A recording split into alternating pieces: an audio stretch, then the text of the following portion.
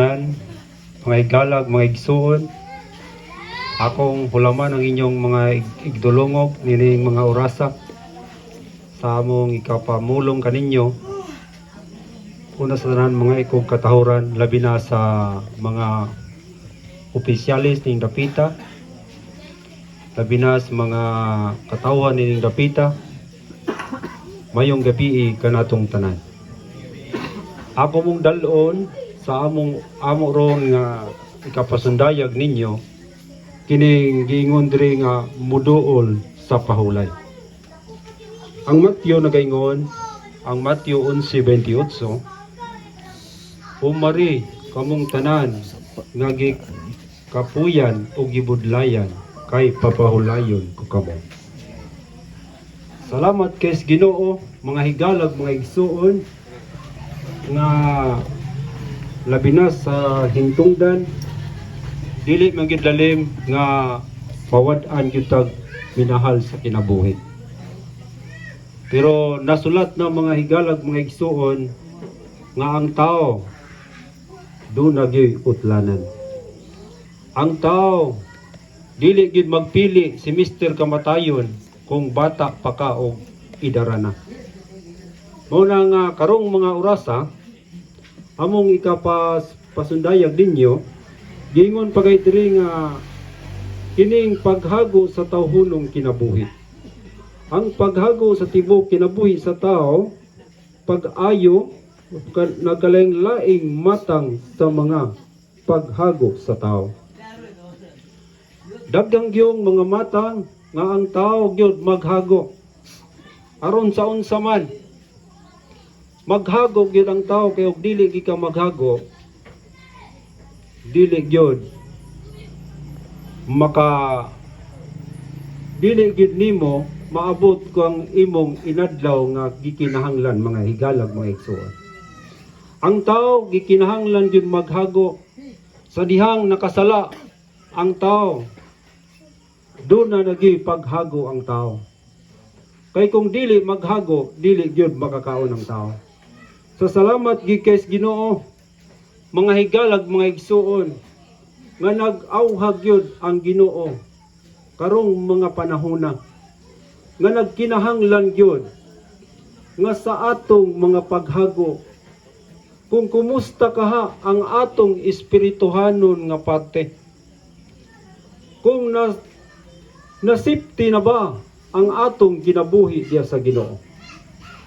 Salamat kay Ginoo nga nag-awhag gid siya kanatong tanan, mga higalag, mga igsuon. Nangimbitar gyud ang Ginoo nga umari ang tanan nga gikapuyan o gibudlayan kay papahulayon ko kamo. Put side, mga igsuon, ang Ginoo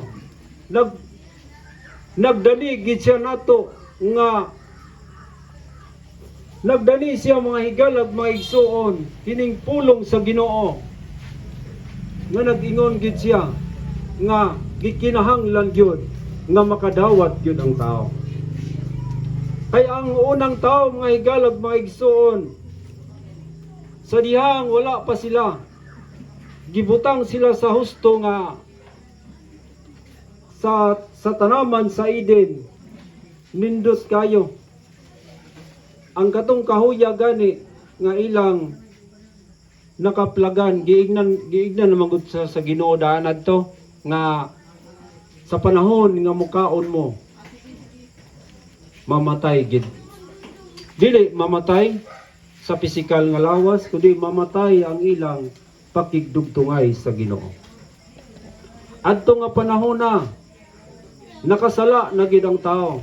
Busa karon, mga higalag, mga igsuon, gikinahanglan gyud nga maghinulsol gyud ang tao.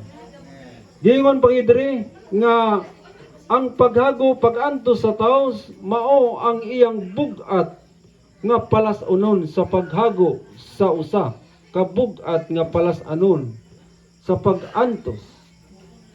Dire giingon dire nga palas-anon niadtong mga mga anak bana o mga asawa, mga og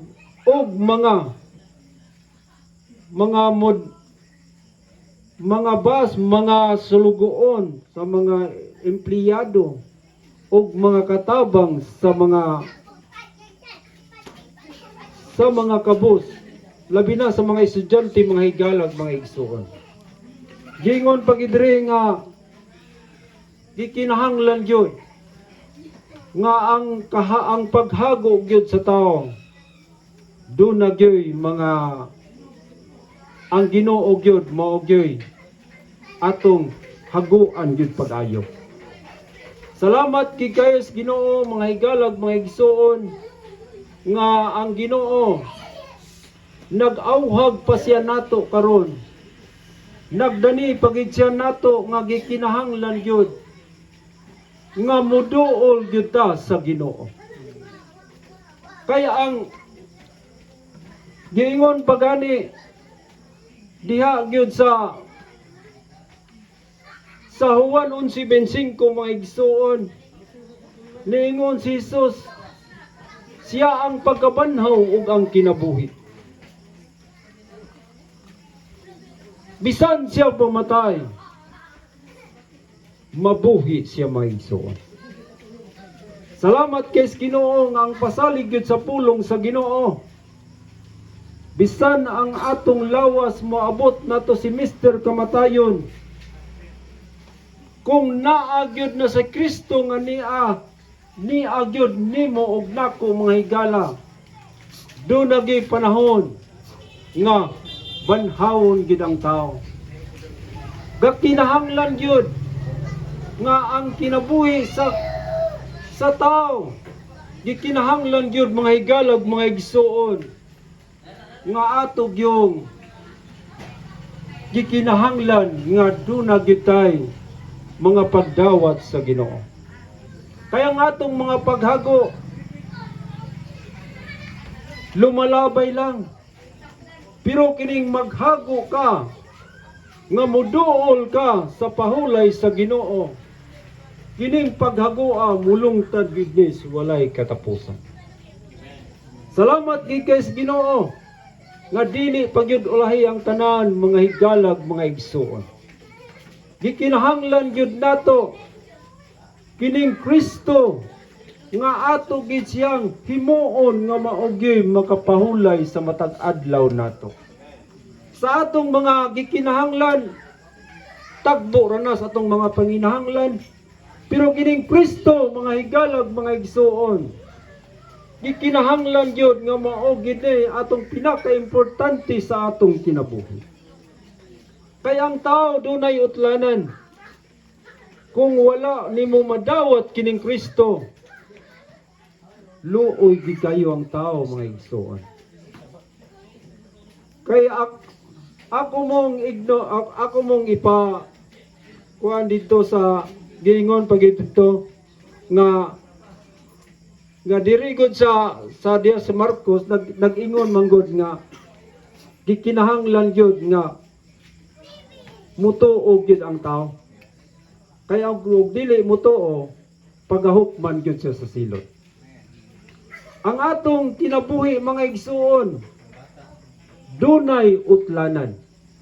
Ang atong kinabuhi wala ta makahibalo kung sa ato karong atong pagpakabuhi, kung maabot ang panahon, kung kuwaon na sa Ginoo, di gyud ta makabalibad mga higalag, mga igsoon.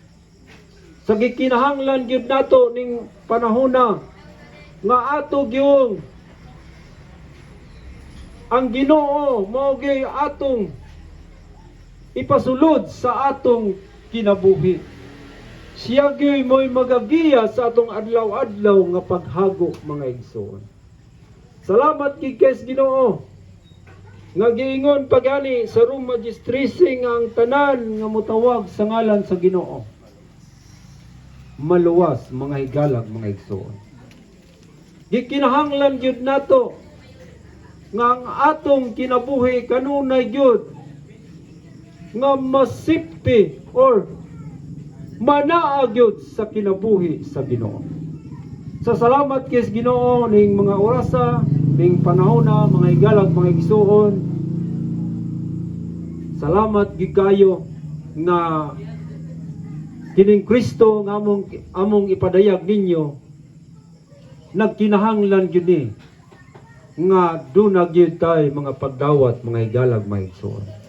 Sa diri ra ko taman kay diya nga pay daghang mosunod, daghang ging salamat, mga higalag, mga igsuon.